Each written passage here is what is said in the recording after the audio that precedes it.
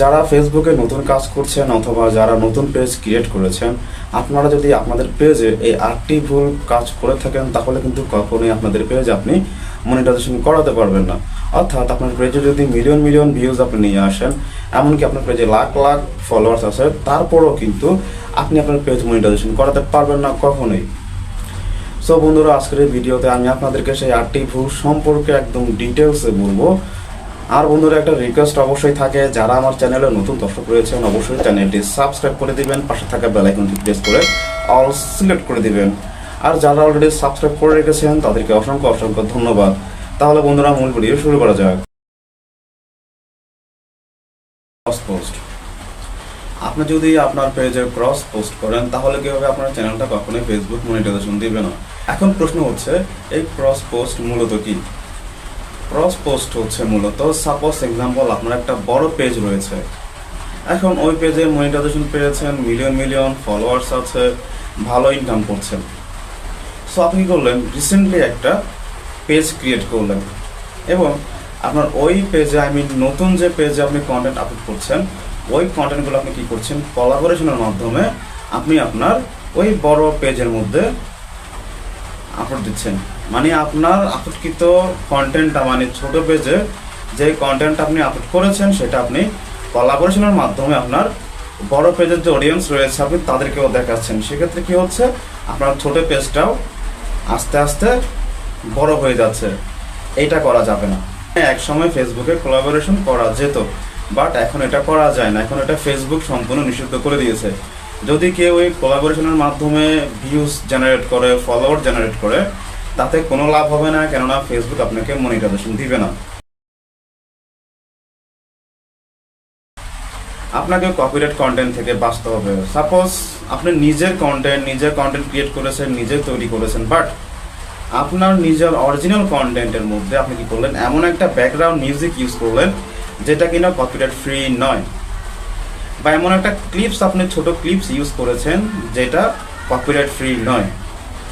অবশ্যই আপনাকে copyright free background music use করতে হবে, copyright free video clips use করতে হবে, এবং যদি অন্যের কন্টেন্ট নিয়ে কাজ করেন তাহলে কিন্তু আপনাকে এই কপিরাইট ফ্রি ভিডিওগুলোই বেছে বেছে নিতে হবে। আর আরেকটা আপডেটের কথা বলি, যদি আপনি ফেসবুকে অন্যের কন্টেন্ট নিয়ে কাজ করেন তাহলে আপনাকে ওই কন্টেন্টটাকে এমনভাবে এডিট করতে হবে যেন সেখানে আপনার ভ্যালু প্রোভাইড হয়।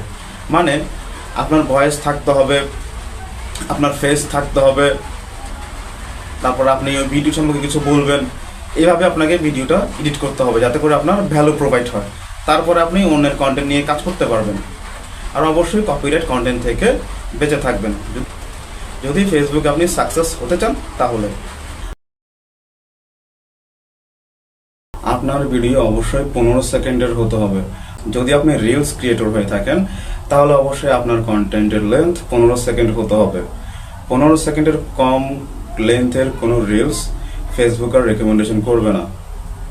তারপর হচ্ছে, আপনি যদি লং কন্টেন্ট নিয়ে কাজ করেন সেক্ষেত্রে আপনার ওই লং ভিডিওর লেন্থ হতে হবে 3 মিনিটের বেশি। রিলস তৈরি করতে হবে 15 সেকেন্ড সর্বনিম্ন, এবং লং ভিডিও আপনাকে তৈরি করতে হবে 3 মিনিটের অধিক সময়ের। তাহলে কেবলমাত্র ফেসবুক আপনার ভিডিওগুলোকে রেকমেন্ড করবে। আর যদি ফেসবুক আপনার ভিডিও রেকমেন্ড না করে, যদি আপনি ফেসবুকের আপডেট মেনে কাজ না করেন, তাহলে ফেসবুক কখনোই আপনার ভিডিওগুলোকে রেকমেন্ড করবে না।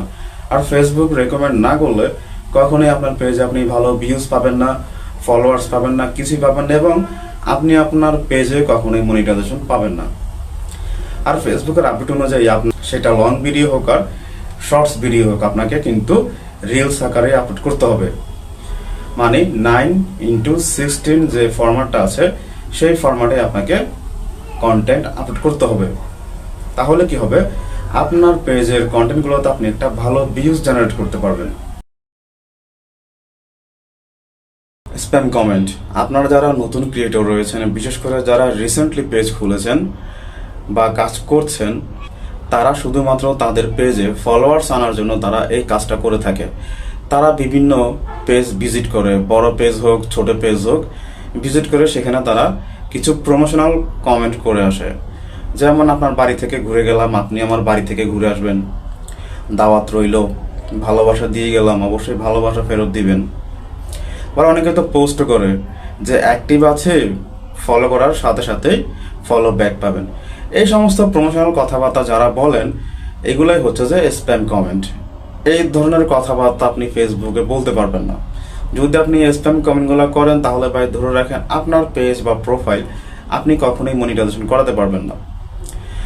আর স্প্যাম কমেন্ট করে আপনি যত ফলোয়ার্স আনেন না কেন আপনার পেজের মধ্যে, ওই ফলোয়ার্স আপনার কোনো কাজেই আসবে না। কেননা তার অন্যতম কারণ হচ্ছে আপনি যাদেরকে স্প্যাম কমেন্ট করে দাওয়াত দিয়ে দিয়ে ফলোয়ার যেগুলোকে আনছেন, ওই ফলোয়ার্সটা কিন্তু আপনাকে রিটার্নিং ভিউজটা দিবে না।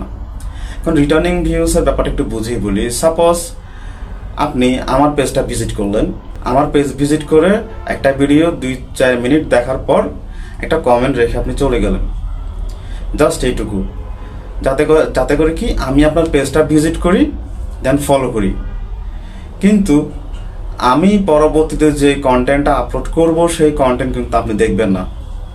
ওইটাই হচ্ছে রিটার্নিং ভিউয়ার্স। বা আমি আপনাকে ফলো করার পর আপনি পরবর্তীতে যে কন্টেন্টটা আপলোড করবেন সেটা আমি দেখব না।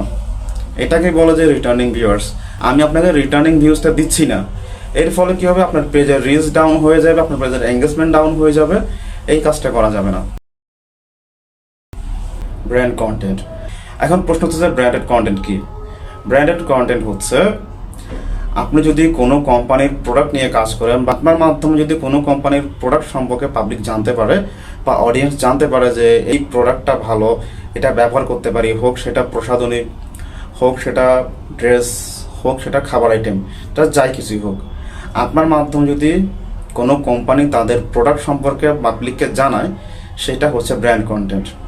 আরেকটু বুঝিয়ে বলি, আপনি যদি কোনো কোম্পানি থেকে পেমেন্ট নেওয়ার মাধ্যমে তাদের কোনো প্রোডাক্ট আপনি প্রমোশন করছেন, ওইরকম কোনো ভিডিও যদি আপনি আপনার পেজে বা প্রোফাইলে আপলোড করেন, তাহলে আপনাকে মনিটাইজেশন দিবে না এমন কিছু বলে নাই এখনো, বা মনিটাইজেশন থাকলে ডিমনিটাইজ হয়ে যাবে এরকম কোনো কথাও ফেসবুক এখনো বলেনি।